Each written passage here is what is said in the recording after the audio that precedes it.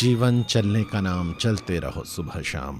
निश्चित रूप से ये जो प्रवाह है ये रुकना नहीं है, और इस प्रवाह में हम सभी को एक साथ मिलकर पूरी हिम्मत के साथ, ताकत के साथ आगे बढ़ना है। न केवल अपने आप को आगे लेके आना है, हमारे समाज को, हमारे देश को भी हमें आगे लेके जाना है।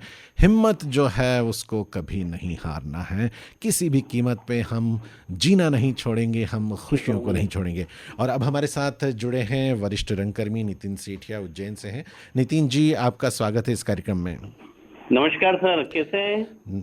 सेठिया जी बहुत अच्छे हैं, आप कैसे हैं? बस खैरियत है सर, खैरियत है। सेठिया साहब, थोड़ा सा आपके बारे में बताएं कि आप क्या करते हैं।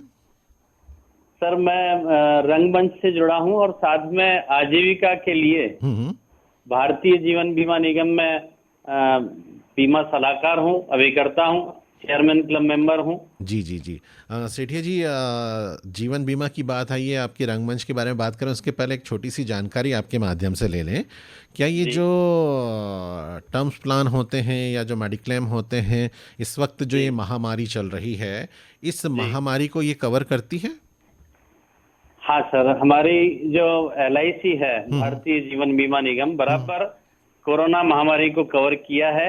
और जो अगर कोई दुर्घटना, दुखद दुर्घटना इस महामारी के अंतर्गत हुई है हम्म। तो बाकायदा उसका भुगतान भी किया है LIC ने। जी, मैं ये पूछना चाह रहा था कि जितनी भी मेडिक्लेम पॉलिसीज़ हैं, चाहे वो प्राइवेट सेक्टर की भी हों, तो क्या जी, उसमें महामारी शामिल होती है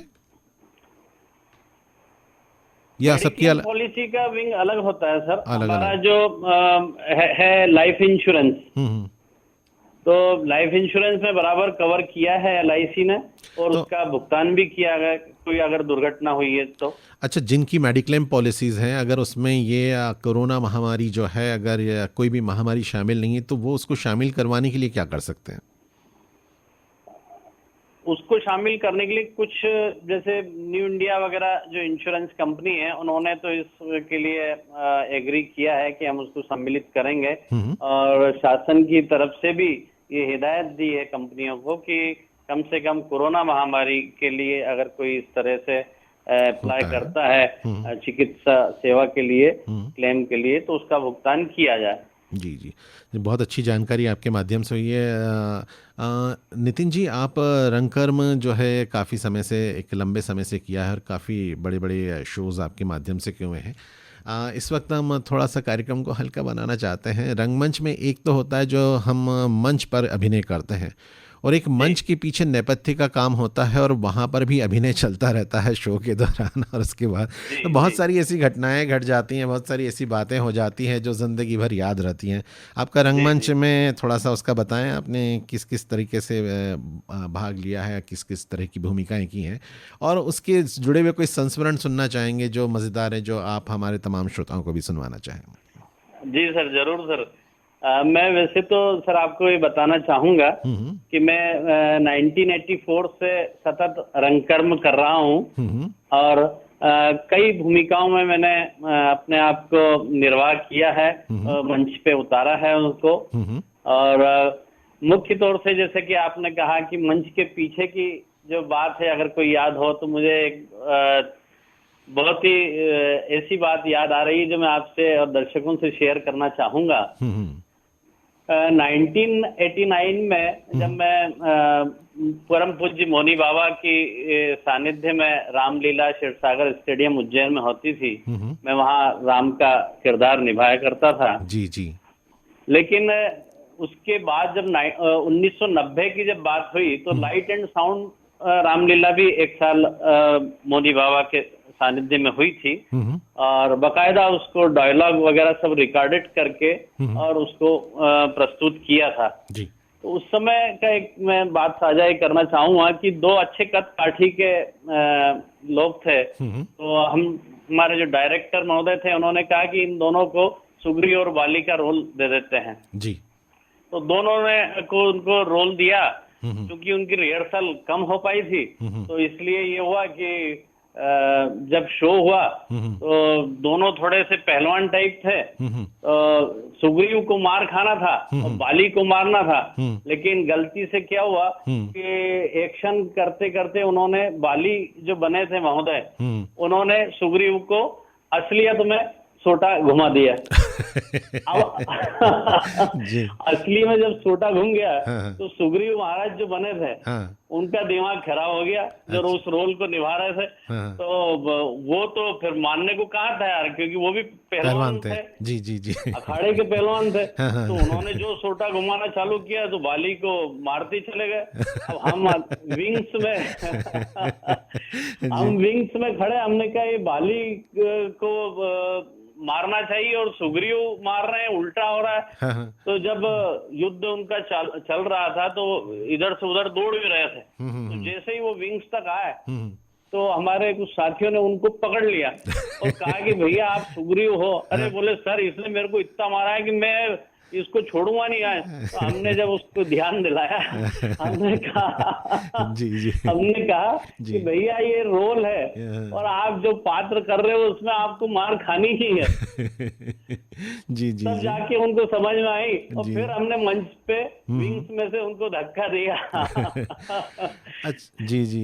नितिन जी, जब तो आप इस राम का तरह किरदार से करते हैं तो बहुत जी सारे लोग आपको उसी श्रद्धा भाव से भी देखते रहे होंगे और उसी तरह से आपको अभिवादन भी करते होंगे, तब कैसा लगता है? हाँ सर, वो ईश्वर की ही कृपा रहती है बराबर। हुँ, पता नहीं क्या उस समय ऐसा हो जाता है हुँ, हुँ, ईश्वर की कृपा से कि मतलब वो स्वरूप जो रहता है भगवान का, हुँ, भगवान श्री राम का, उसके रूप को वो प्रणाम करते हैं, अभिवादन भी करते हैं हुँ, हुँ, हुँ। और चरण वंदन भी करते हैं। जी, तो जी। हमें उसी स्वरूप के माध्यम से उनको आशीर्वाद देना होता है हुँ, और हुँ, हम हुँ। देते भी हैं। जी, जी, एक जी। बार का और आप कहें तो मैं किस्सा सुनाना चाहूंगा ज़रूर, ज़रूर। कि जब हम स्टेज पे राम का किरदार निभाकर हुँ, जब शो खत्म हुआ तो हम ड्रेस चेंज वगैरह करने के हिसाब से हुँ, बैक स्टेज में अपने ग्रीन रूम में गए। हुँ, तो किसी मेरे साथी ने हुँ, हुँ, मुझे आवाज लगाई कि आपको कोई महिला ढूंढ रही हैं हुँ, हुँ, और बुजुर्ग महिला है, हुँ, हुँ, तो वो आपसे मिलना चाहती है। हुँ, तो हुँ, मैंने कहा ठीक है, आप बुलवा लीजिए। हुँ, तो वो जो बुजुर्ग महिला थी, करीब 65-70 साल की एज होगी उनकी। हुँ, हुँ। वो अपनी करीब 22-23 साल की, 25 साल के आसपास की एज रही होगी, उनकी लड़की को साथ में लेकर आई थी सर। हुँ, हुँ। और वो उस समय इतनी भावुक हो गई, उन्होंने चरण वंदन किए उस स्वरूप के, राम के हुँ, स्वरूप के। हुँ, और उन्होंने कहा कि हे ईश्वर, हुँ, आप मेरी बेटी को आशीर्वाद दे दो, इसकी शादी में बहुत विघ्न आ रहे हैं। हुँ, हुँ, हुँ। तो आपके आशीष से इसकी शादी निर्विघ्न संपन्न हो जाए। और उनकी आंखों में बहुत अश्रु बहने लगे। जी, जी, जी, जी। मैंने उन्हें दिलासा दी हुँ, और उसी स्वरूप के हिसाब से उनको, उनकी बिटिया को आशीर्वाद दिया। जी। मैंने कहा माता जी आप निश्चिंत होकर जाए, हुँ, आपकी बिटिया की शादी अवश्य होगी, जी, जी। आप बिल्कुल निश्चिंत हो जाइए। जी, जी, वो जी। बड़ा निश्चिंत होके फिर जब हमारी चर्चा हुई तो बहुत निश्चिंत होकर गई और बहुत आशीष हमें भी देकर गई और भगवान राम से भी वो आशीष लेकर गई। क्या बात है! तो ये बड़ा भावुक पल हो जाता है सर। जी। कोई और ऐसी मज़ेदार घटना जो हमारे तमाम श्रोताओं को आप सुनाना चाहें? सर एक और है सर। हुँ, स्टेज पे क्या हो रहा है, लेकिन स्टेज के पीछे जो है बहुत भागा दौड़ी होती रहती है सर। जी, जी। तो रावण दरबार लगा हुआ था हुँ, हुँ, और उसमें तमाम राजा दरबार में बैठते हैं, हुँ, हुँ, अलग अलग हुँ, हुँ, रावण के दरबार में। हुँ, हुँ।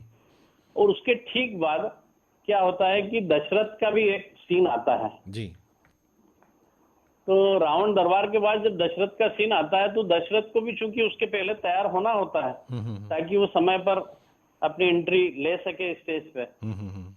अब हमारे यहाँ जो एक रावण दरबार में जो राजा बने हुए थे वो भी अच्छी कदकाठी के थे, हुँ, हुँ। उनके लिए कॉस्ट्यूम मिल नहीं पा रही थी। हुँ, हुँ। तो दशरथ जी ने अपनी कॉस्ट्यूम कहीं संभाल कर रखी होगी। हुँ, हुँ। उनको जब कोई कॉस्ट्यूम नहीं मिली उस राजा को जो रावण दरबार में बनना चाह रहे थे, तो वो दशरथ जी की कॉस्ट्यूम पहन के वहां चले गए।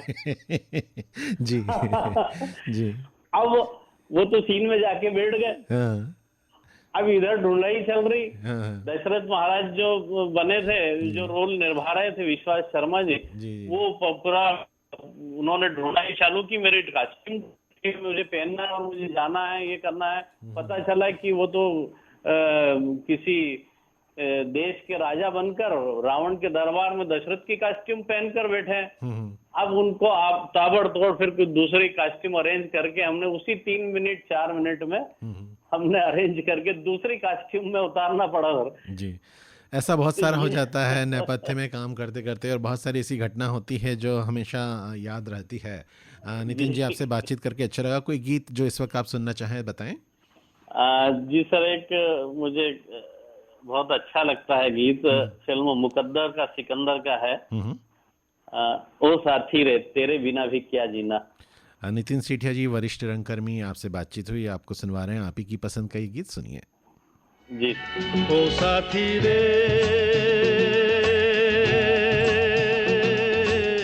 तेरे बिना भी क्या जीना, तेरे बिना भी क्या जीना।